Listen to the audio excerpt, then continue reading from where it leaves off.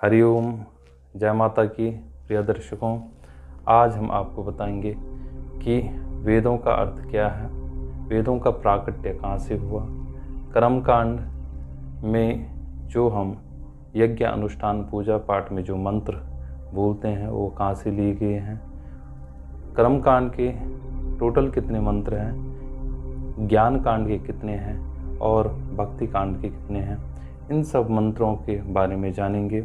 यजुर्वेद में कहा गया है, तस्मात् दज्ञात सर्वभूता ऋचः सामान्य जज्ञिरे, तस्मात् दज्ञात सच्चिदानंदादि लक्षणात् पूर्णता परम परमेश्वरम पुरुषात् यज्ञात। कहा गया है कि वह सच्चिदानंद स्वरूप समस्त लक्षणों से परिपूर्ण जो महाविष्णु है, उन्होंने अपने हृदय से वेदों का प्राकट्य किया और उन वेदों को प्रकट करके संकल्प मात्र से ही ब्रह्म को प्रदान किया। पराशर स्मृति में कहा गया है, न कश्चित् द्वेद च वेदा सम्मन्तः चतुर्मुखा, न कश्चित् द्वेद कर्ता च वेद स्मृता चतुर्मुखा। वेदों को बनाने वाला साधारण कोई मनुष्य ऋषि नहीं है, या किसी देवता ने वेदों को प्रकट नहीं किया, किसी मनुष्य ने नहीं बनाया वेदों को तो यह अपुरुषीय है वेद। और भगवान का स्वरूप भगवान भी अपुरुषीय है।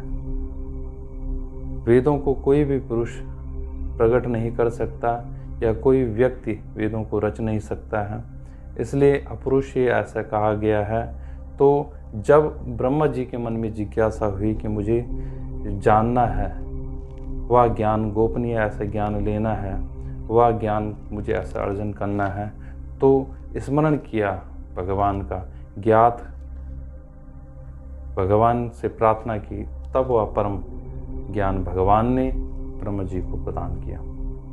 वही वेद ब्रह्मा जी ने शिष्य प्रशिष्य आगे परंपरा बढ़ाते हुए ऋषियों महर्षियों द्वारा या पाषाण नंदन वेद व्यास जी ने वेदों का ही सार निकालकर वेदों का अर्थ पुराणों में के माध्यम से समाज को एक दिव्य ज्ञान प्रदान किया। चारों वेदों में टोटल 1 लाख मंत्र हैं। 1 लाख मंत्रों में से 80,000 मंत्र कर्मकांड के हैं और 80,000 मंत्रों से ही जो भी पूजा पाठ यज्ञ अनुष्ठान में हम मंत्र पढ़ते हैं, उन्हीं 80,000 मंत्रों में से वो मंत्र बोले जाते हैं। विशेष रूप से फिर 4,000 ज्ञान कांड के मंत्र हैं और 16,000 भक्ति उपासना कांड के मंत्र हैं। मनु महाराज कहते हैं कि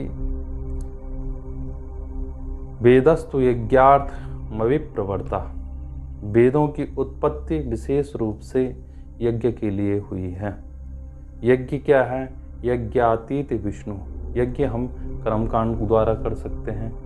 पूजा पाठ यज्ञ अनुष्ठान कर्मकांड के बिना पूर्ण नहीं हो सकता। कर्मकांड का मुख्य अर्थ ये है कि धार्मिक कर्म जो विधिवत यथा रूप से किया जाए, सुव्यवस्थित रूप से किया गया कर्म ही कर्मकांड है, धार्मिक है।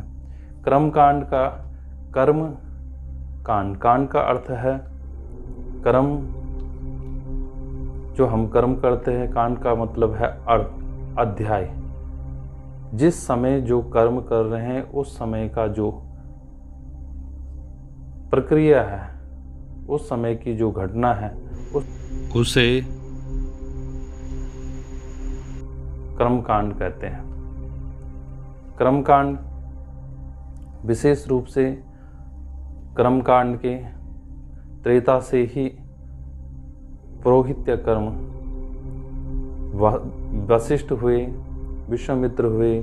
यहाँ श्री कृष्ण भगवान का जब जन्म हुआ द्वापर में, तो उस समय भी गर्गाचार्य के द्वारा नामकरण किया गया।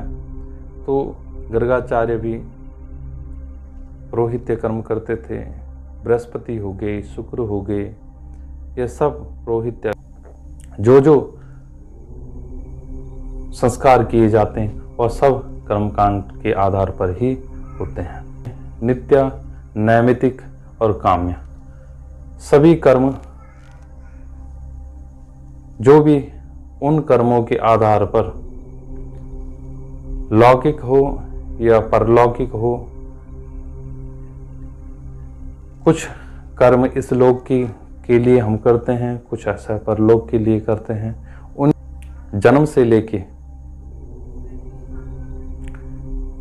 युवावस्था, वृद्धावस्था तक जो भी कर्म करता है, समय अनुसार उस जातक के कर्मों के अनुसार, अवस्था के अनुसार संस्कारों का भी प्रावधान है। और उन संस्कारों में विशेष देवताओं की पूजा अर्चना करके वह उसे संस्कारित बनाया जाता है। एक नई जीवन ऐसे उसे प्रदान होता है जिसे ऐसे द्विज कहते हैं। पापों का प्रक्षालन करके और ज्ञान अर्जन करके, भगवत स्मरण करके और धर्म मार्ग पर आगे बढ़कर धर्म के प्रति दृढ़ होकर संकल्प करके आगे बढ़ने की प्रक्रिया में जो भी संस्कार आते हैं उनमें कर्मकांड का विशेष प्रावधान है। कर्मकांड में जो विधि है और विधान है, विशेष रूप से विधि और विधान द्वारा ही कर्मकांड, पूजा पाठ, यज्ञ अनुष्ठान किया जाता है। बिना विधि और विधान के कर्मकांड, पूजा पाठ नहीं होता, यज्ञ अनुष्ठान नहीं होता। हर एक पूजा पाठ, यज्ञ अनुष्ठान की एक प्रक्रिया है, एक नियम है, एक तरीका है। या वीडियो अच्छा लगा हो तो सब्सक्राइब अवश्य करें। इस प्रकार धर्म पर चलकर अपना जीवन सार्थक बनाएं। जय माता की, जय विश्वनाथ।